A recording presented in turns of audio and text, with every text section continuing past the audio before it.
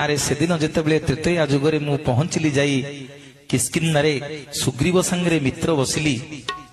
ଲୁଚି ଲୁଚି ଯେତେବେଳେ ବାଳିକୁ ଧନୁତୀର ମାରିଦେଲି, ବାଳି ମରିବାକୁ ପଡିଛି, ବାଳିକି କୋଳରେ ଶୁଆଇଲି।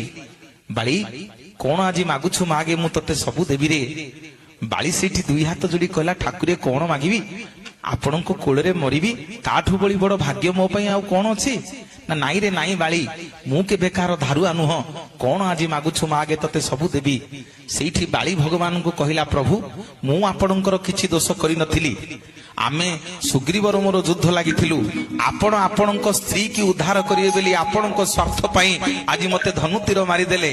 ଆଉ ମୁଁ କିଛି ଦୋଷ କରିନଥିଲି ମଣିମା, ନା କଣ ମାଗୁଛୁ ମାଗେ। ନା ପ୍ରଭୁ ମୁଁ ମଲା ବେଳେ ଯୋଡିଏ କଥା ମାଗିକିରି ଆପଣଙ୍କୁ ଯିବି। ନା କଣ ମାଗୁଛୁ ମାଗେ। ନା ପ୍ରଭୁ ପ୍ରଥମ ମୋର ମାଗୁଛି, ଯୋଉ ହାତରେ ଆପଣ ମତେ, ଯୋଉ ପାପୁଲିରେ ଆପଣ ମତେ ଧନୁତୀର ମାରିଛନ୍ତି, ମୁଁ ଚାହୁଁଛି ପ୍ରଭୁ ସେ ପାପୁଲି ଆପଣଙ୍କର ନ ରହୁ। ସେଇଠି ପ୍ରଭୁ ରାମଚନ୍ଦ୍ର କଥା ଦେଲେ, ବାଳି ମୁଁ ଏ ଜନ୍ମରେ ତରୁଣ ସୁଝି ପାରିବିନି ରେ, କାଲି କଳି ଯୁଗରେ ଯେତେବେଳେ ଜଗତର ନାଥ ଜଗନ୍ନାଥ ହୋଇ ଅବତାର ନେବି, ଯୋଉ ପାପୁଲିରେ ତତେ ଭିଡିକିରି ଧନୁତୀର ମାରି ଦେଇଛି, ମୋର ହାତ ଥିବ ରେ, ଆଉ ପାପୁଲି ନଥିବ।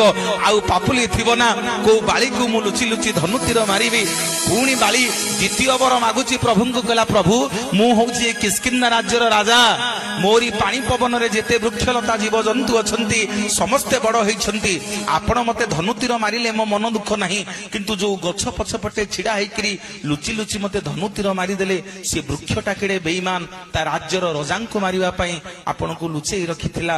ମୁଁ ଆଜି ମଲା ବେଳେ ସେ ବୃକ୍ଷକୁ ଅଭିଶାପ ଦଉଛି, ସେ ବୃକ୍ଷଟା ଭାରି ମିଠା, ଭାରି ଫୁଲେଇ, ତାର ପାଦ ଠାରୁ ମୁଣ୍ଡ ପର୍ଯ୍ୟନ୍ତ ସମଗ୍ର ଶରୀର ପିତା ହେଇଯାଉ, ଯିଏ ତାକୁ ପାଟିରେ ଲଗେଇବ ସମସ୍ତେ ତାକୁ ଥୁ ଥୁ କରନ୍ତୁ। ପ୍ରଭୁ ରାମଚନ୍ଦ୍ର ତଥାସ୍ତୁ କରିଦେଲେ, ଯିବାକୁ ବାହାରିଛନ୍ତି, ବୃକ୍ଷଟି ଗୋଡ ତଳେ ପଡିଗଲା। କହିଲା ଠାକୁରେ ଭଲ ଆପଣ, ଆପଣ ଯିବେ ଆପଣଙ୍କ ସ୍ତ୍ରୀ କି ଆଣିବେ, ମତେ ବାଳି ଅଭିଶାପ ଦେଲା, ମୋ କଥା ବୁଝିକିରି ଯାଆନ୍ତୁ।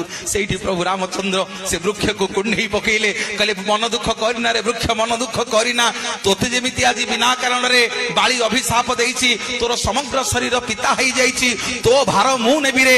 କାଲି ଯେତେବେଳେ କଳି ଯୁଗରେ ଜଗନ୍ନାଥ ଅବତାର ନେବି, ସମଗ୍ର ଜଗତ ତତେ ଲିମ୍ବ ଲିମ୍ବ ବୋଲି ଜାଣିବ, ତୋରି ଦେହରେ ମୋ ଶରୀର ତିଆରି ହବ, ସମସ୍ତେ କହିବେ ତତେ ଜୟ ଜଗନ୍ନାଥ, ଜୟ ଜୟ ଜଗନ୍ନାଥ, ଜୟ ଜଗନ୍ନାଥ।